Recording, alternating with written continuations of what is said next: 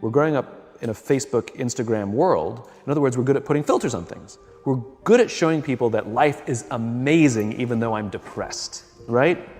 And so everybody sounds tough and everybody sounds like they got it all figured out. And the reality is there's very little toughness and most people don't have it figured out. And so when the more senior people say, well, what should we do? They sound like, this is what you gotta do.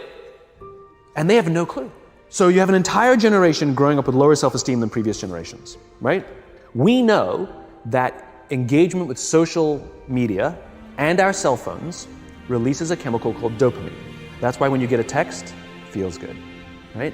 It's why we count the likes. It's why we go back 10 times to see if my Instagram is growing slower. Did I do something wrong? Do they not like me anymore, right? The trauma for young kids to be unfriended, right? Dopamine is the exact same chemical that makes us feel good when we smoke, when we drink, and when we gamble. In other words, it's highly, highly addictive. That's basically what happened. You have an entire generation that has access to an addictive, numbing chemical called dopamine through social media and cell phones as they're going through the high stress of adolescence. Why is this important? What's happening is because we're allowing unfettered access to these dopamine-producing devices and media, basically it's becoming hardwired, and what we're seeing is as they grow older, too many kids don't know how to form deep, meaningful relationships. Their words, not mine. They will admit that many of their friendships are superficial. They will admit that their friends, that they don't count on their friends, they don't rely on their friends, they have fun with their friends, but they also know that their friends will cancel on them as something better comes along. Deep, meaningful relationships are not there because they never practice the skill set, and worse, they don't have the coping mechanisms to deal with stress. So when significant stress starts to show up in their lives, they're not turning to a person, they're turning to a device, they're turning to social media, they're turning to these things which offer temporary relief. I believe loving your work is a right and not a privilege. I despise the fact, I lament the fact, I curse the fact that so few people get to say, I love my job, as if they've won some lottery.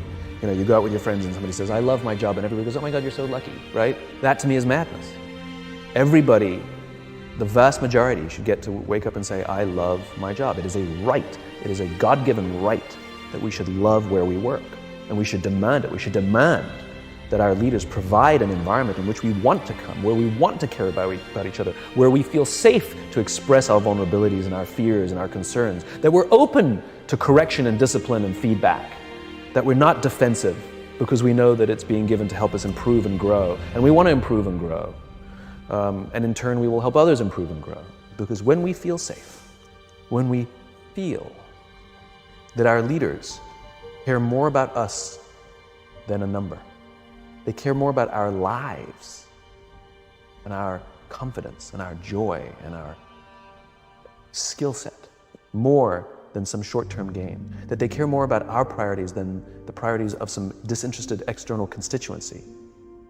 Then we will respond in kind, and we will offer our blood and our sweat and our tears, and we will make sacrifices of all kinds to see that our leader's vision is advanced and that this company continues to thrive. Not for them, for ourselves. It becomes deeply personal. It becomes something we love contributing to. I talk about it all the time. Working hard for something we don't care about is called stress. Working hard for something we love is called